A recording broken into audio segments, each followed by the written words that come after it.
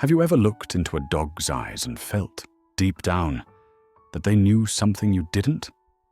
Something you couldn't explain or prove, but just felt in your bones? That's how it all began. One ordinary morning in November, something in Daisy's gaze changed. My golden retriever, always happy, always bouncing, suddenly stopped mid-tail wag and stared at me as if I were a stranger. That stare didn't last a second or two. It lingered. It dug into me like she was trying to say something, but couldn't. That moment stuck with me. It should have been just another Thursday. Coffee brewing, toast popping, birds outside squabbling like they always did. But instead, I felt watched. Not with suspicion, but with a kind of mournful worry I couldn't understand. I'd just turned 38. I was healthy, or so I thought. No symptoms, no reason to panic. But that morning, Daisy sniffed at my side obsessively. Not just a curious sniff, more like desperation, like she was searching for something beneath my skin. She whined, nudged me. Her nose kept going to the same spot, just beneath my ribcage, right side.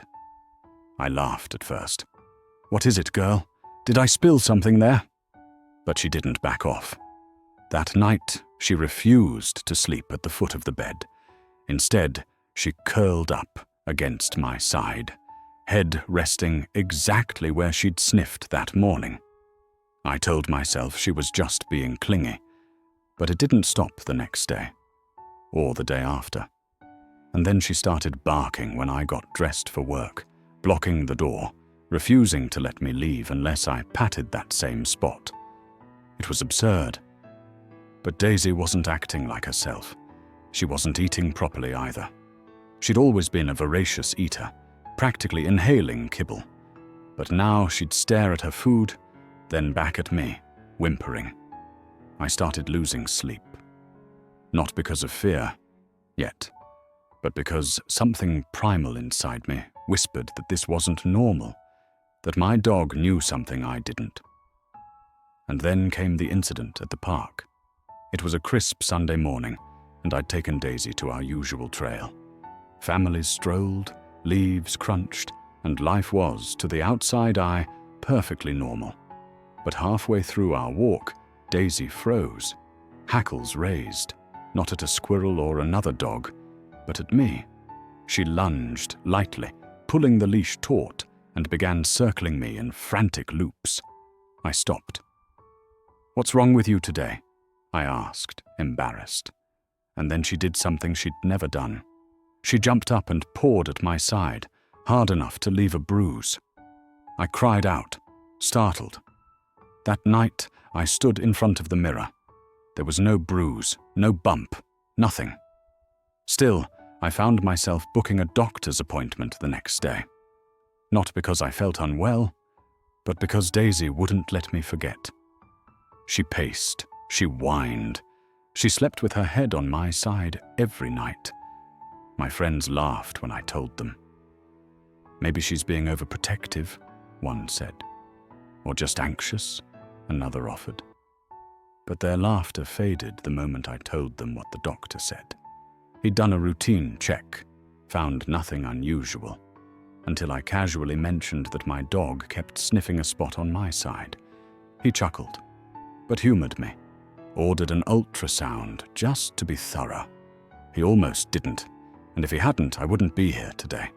The ultrasound revealed a mass, small, hidden, deep in the liver.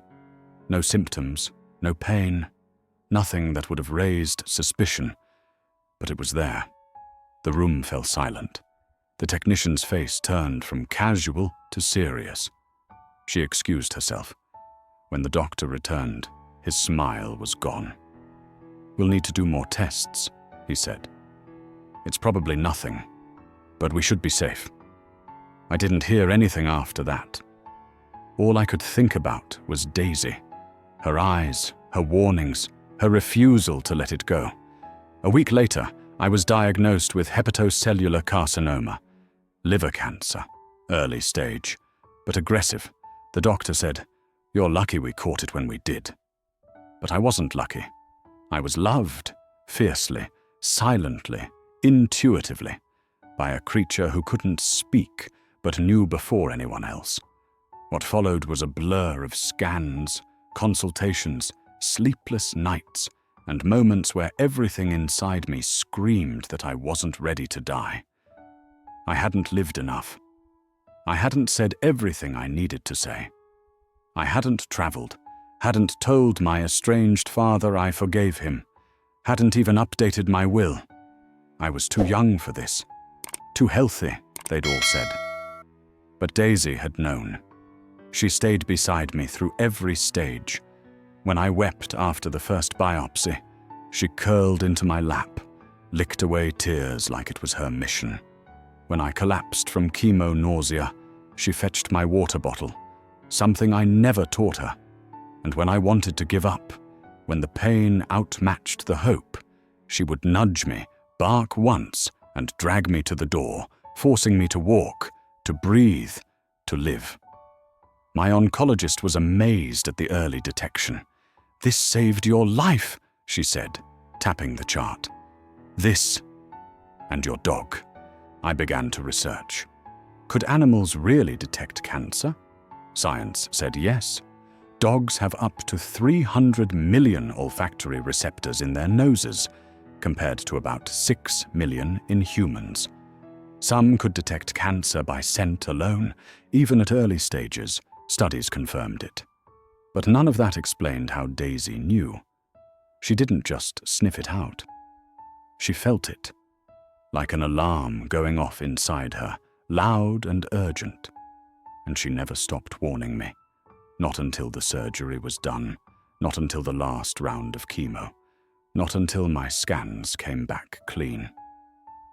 That night, after my final appointment, I came home and found Daisy asleep on the couch, belly up, snoring peacefully, for the first time in months, as if her job was done. She'd saved me, literally. But the story doesn't end there.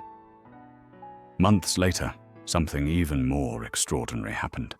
I'd begun volunteering at the cancer ward, sharing my story with patients. Some asked if they could meet Daisy, so I brought her in, just once. Something about her presence lit up the room. She'd rest her head on laps, sniff gently, and wag her tail. But then she stopped in front of a little girl, Emma, age 9. Daisy stiffened. That look returned, that stare, just like she'd given me. She leaned in, pressed her nose to Emma's chest, then whined. I froze. I told the nurse, quietly. They dismissed it as coincidence. Emma was being treated for leukemia, and scans had shown improvement. But a week later, Emma collapsed, rushed to the ICU. A new tumor had developed, missed on the previous scan. Aggressive, fast-growing, but caught just in time.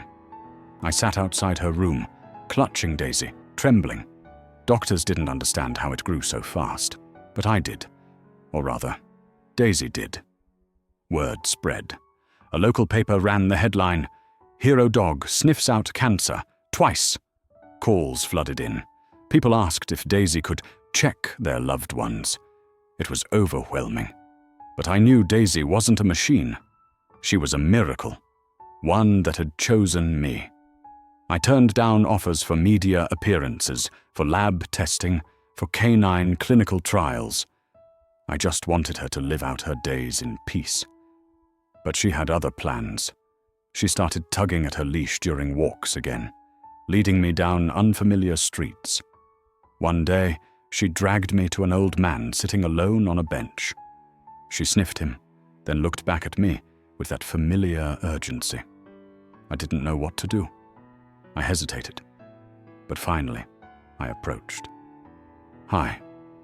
I know this sounds strange, but my dog thinks you might need to see a doctor." He blinked, laughed, then paused. "Funny you say that. I've had this ache here." He pointed. "I've been ignoring it. Didn't want to make a fuss." Weeks later, I got a letter. They found a mass, early stage, You saved my life. No, I didn't. Daisy did. Years passed. I recovered. But Daisy began to slow down.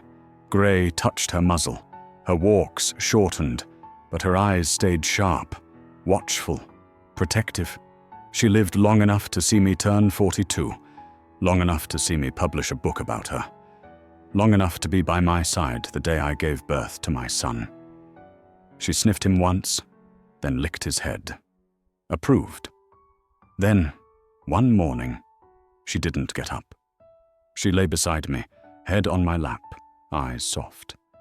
She looked tired, but peaceful, like she'd finally finished her mission. I held her close as the vet administered the injection, whispered 1,000 thank yous through my tears. Her heart stopped, but mine kept beating because of her. People ask if I believe in miracles. I tell them I live because of one. People ask if dogs can smell cancer. I say yes, and maybe even more. Maybe they feel what we bury. Maybe they hear what we silence. Maybe they see our souls clearer than any mirror. Daisy was just a dog, but she saved me in ways I'll never fully understand. Not just from cancer, but from fear, from loneliness, from forgetting what it means to fight. So if your dog ever stares at you a little too long, if they sniff one spot over and over, don't ignore it. Don't brush it off. They might know something you don't. And if they do, maybe, just maybe, they're trying to save your life. I thought the story ended when Daisy took her last breath. I believed the miracle had come full circle, that her gift, her warnings, her inexplicable understanding of life and death had faded with her heartbeat. But I was wrong. What I didn't understand at the time is that love, real love, the kind born out of selflessness and sacrifice, leaves fingerprints on the world long after it's gone. And with Daisy, those fingerprints weren't just metaphorical. They were active, vibrant, echoing. Just 3 weeks after her passing, something happened that shattered everything I thought I knew about life and what might come after. It was late. I was cradling my newborn, James, by the window. He had colic, and nothing soothed him except moonlight and motion. I'd rock him, hum to him, and sometimes cry with him. That night, as I looked out into the dark yard, I saw movement. Not suspicious, not threatening, just familiar. At first, I thought it was my grief playing tricks, but the shape was unmistakable. That gait, that golden blur. I dropped to my knees, heart hammering. "Daisy," I whispered, but there was nothing there. James stopped crying. Cold silence filled the room.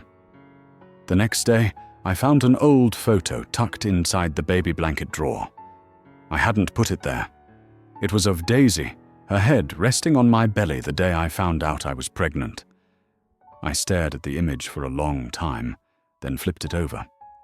In faded ink, in my own handwriting, I had once scribbled, "She knows before I do." I'd forgotten I'd even written that. That's when I began to feel it. Something strange, like Daisy's presence hadn't fully left. My mother came to visit a week later. She'd never been spiritual, never believed in signs, but while holding James, she suddenly gasped. "I just smelled her," she whispered. "Daisy," like she brushed past me. I blinked. "What?" She shook her head. "I swear I smelled her fur. You remember how she used to smell like wildflowers in the woods? It was just for a second." A few nights later, it happened again. Not to me, but to my friend Rachel, a single mother battling breast cancer. She'd come to stay with me for a few days while recovering from surgery. We were sitting in the living room, talking quietly, when she paused and looked over her shoulder. "Is Daisy here?" I froze. "She passed," I said gently. Rachel's face went pale. then explain why I just felt something warm press against my chest. She touched her surgical site, blinking away tears. I swear I felt her nudge me, just like she did before. Coincidence, that's what most people would call it. But these coincidences kept stacking. One evening, my baby monitor crackled. Static. Then, something else. A sound. Software rhythmic, like panting. I rushed into James's room. Nothing there. But the scent of Daisy filled the air. I began to wonder if she'd stayed behind, not as a ghost, but as something else. A guardian, a warning, a presence. And then came the dream. In the dream, Daisy sat at the edge of a cliff. Her fur glowed under the twilight, eyes fixed on the horizon. I walked toward her, crying, desperate to touch her again. But she didn't move, just looked at me, and this part I'll never forget. She lifted her paw and pointed. Behind me. I turned. There was a little girl, pale, crying, alone. I didn't recognize her. But when I woke up, I had a name in my head. Lila. Clear as day. It haunted me. 2 days later, while volunteering again at the cancer center, I met a woman named Angela in the waiting room. She was sobbing. Her 5-year-old had just been diagnosed. "Her name's Lila," she said. I froze. My hands trembled. "Lila?" I repeated. "Yes," she whispered. "She hasn't responded to treatment, and She couldn't finish. I excused myself, vomited in the bathroom. The dream, the name, Daisy pointing. It couldn't be random. I went back in, sat beside Angela, and without knowing why, I said, "Try the pediatric trial program at St. Elizabeth's Hospital in Michigan. Please. It's rare, but they specialize in cases like hers." Angela blinked. "How do you know that?" I shook my head. "I don't. But please." She did. 3 weeks later, she called me in tears. They accepted her, and they found something the other hospital missed. Lila's responding to treatment. They said another month, and it might have been too late. I dropped the phone and wept. For the girl, for the chance, for Daisy, for the unexplainable truth that somehow, my dog wasn't done saving lives. And that's when it hit me. Daisy hadn't just saved me. She had become something larger, a ripple, a force, a thread stitched into the unseen fabric of people's lives, people I'd never met, stories I hadn't begun to write. The dog who once pawed at my side now moved through memory, time, instinct, and love. She had become legend. Not in the fairy tale sense, but in the real way that legends are born, in moments, in whispers, in things that should not be possible, but are. In the months that followed, I kept a journal. I recorded every incident, every dream, every story where someone claimed to feel her.